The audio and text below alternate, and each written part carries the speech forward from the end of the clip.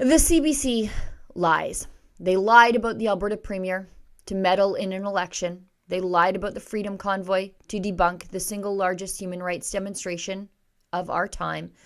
And they will lie about you. So help me tell them what a bunch of shameless liars we all know them to be at cbclies.com.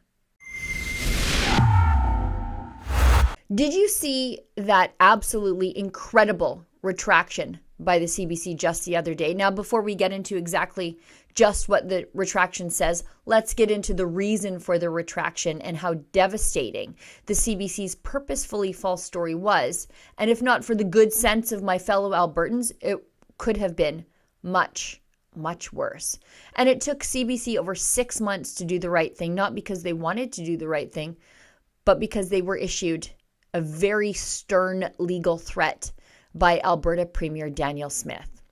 Let's go back a little. Back in January, the CBC published a story, really an allegation of direct contact between the Premier's office and prosecutors working on files of COVID lockdown scofflaws still before the courts. If it were true, it would be a scandal akin to something Justin Trudeau has done with his friends at SNC-Lavalin. Justin Trudeau's government leaned very hard on then Justice Minister Jody Wilson-Raybould to cut a deal for that Liberal-linked engineering firm accused of fraud and bribery. The Justice Minister quit over it. Premier Smith, however, said something very different occurred. She said she did not directly contact prosecutors, but she did have her advisors consider ways to end the COVID prosecutions, because the crimes these people were alleged to have done, well, they're no longer crimes. It was a campaign promise of Smith's. In fact, it was no secret. She made that promise to seek a way to end the COVID prosecutions when she was running to replace outgoing lockdown Premier Jason Kenney. And there's some very recent precedent for all of this.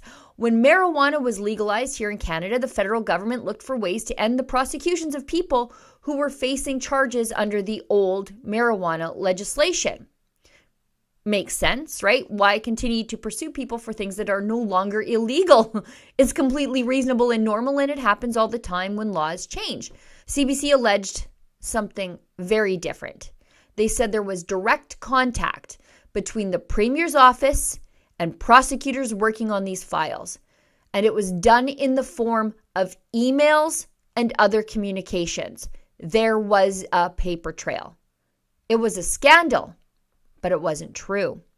Here's the retraction CBC was forced to post this week. An earlier version of the story, published January 19th, 2023, referred to emails allegedly sent by a staffer in Danielle Smith's office to the Alberta Crown Prosecution Service. Based on testimonies by confidential sources, CBC News at the time described those emails as, quote, challenging prosecutors' assessment and direction on cases stemming from the Coutts border blockades and protests. An editor's note was added the following day to specify that CBC News had not seen the emails. On May 18, 2023, Alberta's Ethics Commissioner Marguerite Tressler released a report that included an investigation of an allegation published by CBC that a member of the Premier's staff emailed a Crown prosecutor about a case before the courts. Tressler reported that she found no evidence of such an email, adding she can only come to the conclusion, based on the evidence that she has, that no Crown prosecutor was emailed directly about any of the cases. At the same time, Tressler found that Danielle Smith had contravened the Conflicts of Interest Act in an interaction with the Minister of Justice and Attorney General in relation to Coutts charges, for which Smith has apologized. After the Ethics Commissioner's report was released, CBC News reviewed its journalism and interviewed a number of sources and parties to the matter. Confronted with the Commissioner's report, our sources have insisted that Crown prosecutors felt political pressure regarding the Coutts cases, but they are not able to confirm that the emails they originally described were sent directly from the Premier's office to the Crown. So now we're down to feelings. As such, We have updated the story and related pieces, removing references to direct contact between the Premier's office and prosecutors, which the Premier has vehemently denied. CBC News regrets reporting direct contact by email. But the damage was already done. You see, the Alberta Premier was rolling towards her election this spring, and the allegation that she had put unwarranted and illegal pressure on the prosecutorial service here in Alberta hung like a dark cloud over the election. It drew into question the Premier's ethics and quite possibly contributed to flipping a few close ridings in the favor of the NDP. It was not enough for the CBC to have their team, the NDP, back in office, but it was enough to hurt the Premier and the integrity of the Alberta election with the CBC's lies. But this wasn't the first time that the CBC has lied and lied and lied in very recent history about people because CBC disagreed with their political viewpoints. The CBC had to retract 2 separate stories alleging that the anti-mandate Freedom Convoy of 2022 had been some sort of Kremlin-backed operation. Russians under the hood of every big rig in the nation's capital protesting for freedom for 3 weeks. It was wrong.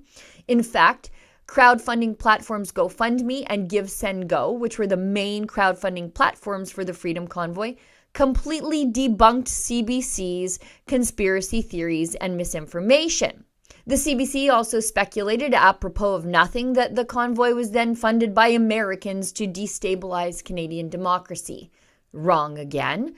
The only organization attempting to destabilize democracy was the CBC, with their attempts to meddle in the Alberta election with their unfounded lies about the Premier. As they say, I think that phone call was coming from inside the house. Now, normally I don't care if a media company is dishonest. You know exactly what I'm talking about here. If you get your news from the mainstream media, they get things wrong constantly. And I like to let my money do the talking. I don't subscribe to companies that I don't trust. The problem is the CBC is Canada's state broadcaster, and I have to pay for their lies, and so do you. The CBC, with their CEO, Catherine Tate, who incidentally lives in New York, is directly subsidized by the federal government to the tune of nearly $1.5 billion annually to provide Canadian content, their American CEO aside. The network also gets exclusive contracts for advertising from the federal government to continue to fill its dwindling coffers. And the CBC gets preferential treatment as a broadcaster, meaning it's shoehorned into every cable package and satellite package in every Canadian home with a cable or satellite package. Do you want to pay for their lies? I don't. And if they're willing to lie about powerful people like premiers, and if they're willing to lie about the Freedom Convoy, fully knowing their lies would be debunked by the very organizations taking in those crowdfunding dollars, imagine what they will say about you. The CBC needs a healthy helping of embarrassment. They need to see just how many Canadians reject their lies and refuse to trust Justin Trudeau's pets over at the state broadcaster. Truly, these people at CBC have nuked their own credibility, but they just don't care because there will never be the market correction they so rightly deserve because Justin Trudeau takes from you and gives to them no matter what. Because CBC lies about all the right people, don't they? CBC lies about the strongest opposition Justin Trudeau has ever faced in his lifetime. The Freedom Convoy. The CBC lies about the Premier, who has promised to fight Trudeau tooth and nail for the rights of her province, Danielle Smith. So what can we do as citizens, as force subsidizers of these lies, but send a very strong message of our own? Please add your name to the list of Canadians who think that CBC lies, because they do lie. And even through their own retractions and corrections, CBC knows that they are liars too. So just go to cbclies.com and sign my petition, and we'll make sure we get it in the hands of the CBC and the Heritage Minister in charge of the CBC. These folks need reminding that there's more to life than Toronto, Ottawa, Montreal. And we don't want to pay for CBC disinformation anymore. Go to cbclies.com and sign the petition. For Rebel News, I'm Sheila Gunn Reid. if you want to help me send a very strong message to the CBC that they're liars, you know they're liars, and they know they're liars too, please go to cbclies.com and sign the petition.